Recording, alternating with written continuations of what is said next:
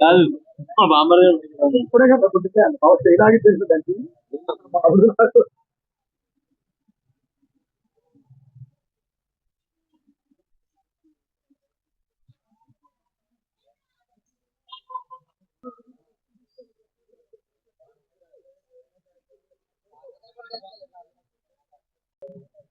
రామాలయం Shri Seetharama auto associations లో 45 ఏళ్లుగా ఈ ఆటో యూనియన్ కొనసాగుతా ఉంది.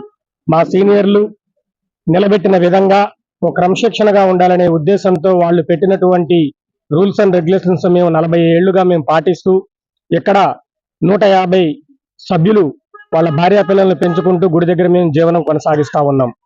రాష్ట్ర నలుమూలల నుంచి దేశ విదేశాల నుంచి శ్రీ సీతారామచంద్ర స్వామి వారిని దర్శించుకోవడానికి వచ్చే భక్తులకు గుడికి దగ్గరగా ఆటో స్టాండు 40 ఏళ్లుగా కొనసాగుతా ఉంది.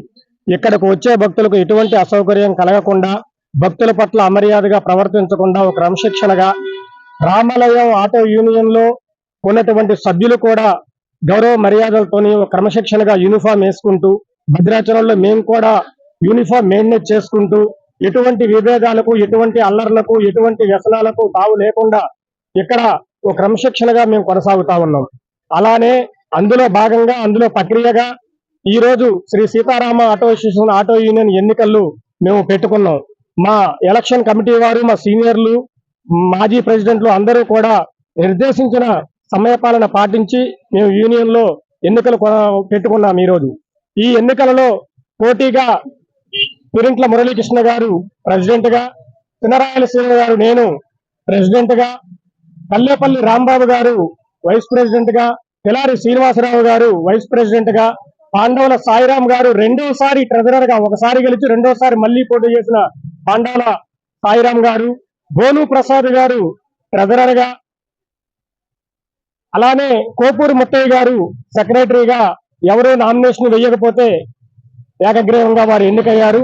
మేము ఎవరు ఇందులో పోటీ చేసినా కూడా ఎటువంటి విభేదాలకు తావు లేకుండా మేము అందరం కలిసి గెలిచిన వాళ్ళు ఉత్సాహంతో, ఓడిపోయిన వాళ్ళు బాధతోని ఒకళ్ళ మీద ఒకళ్ళు విమర్శలు చేసుకోకుండా ఈ రోజు వరకే మేము ఇలా పనిచేసిన రేపటి నుంచి అన్నదమ్ముల్లా సోదర భావంతో కలిసి డ్రైవర్లతో మేము అందరం కలిసి పనిచేసుకుంటాం. ఈ యూనియన్ ప్రతిష్టను, రామాలయం దగ్గరకు వచ్చే రామాలయం ప్రతిష్టను, భక్తుల ప్రతిష్టను కూడా మేము కాపాడుకుంటూ మేము ఈ యూనియన్ ని అభివృద్ధి పదంలో మేము డ్రైవర్లు, ఓనర్లు, సీనియర్లు, జూనియర్లు అందరూ మేము కలిసి ఈ యూనియన్ ని ముందుకు తీసుకెళ్తాం.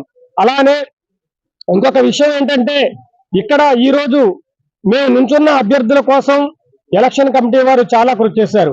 అలానే నుంచున్న అభ్యర్థుల కోసం సభ్యులు కూడా కొన్ని రోజుల నుంచి దగ్గర ఒక 20-30 రోజుల నుంచి కూడా వాళ్ళు గ్రౌండ్ వర్కులు చేసి ఆ నిలబెట్టిన అభ్యర్థులు గెలిపించడం కోసం వాళ్ళు శ్రాయశక్తుల కృషి చేశారు.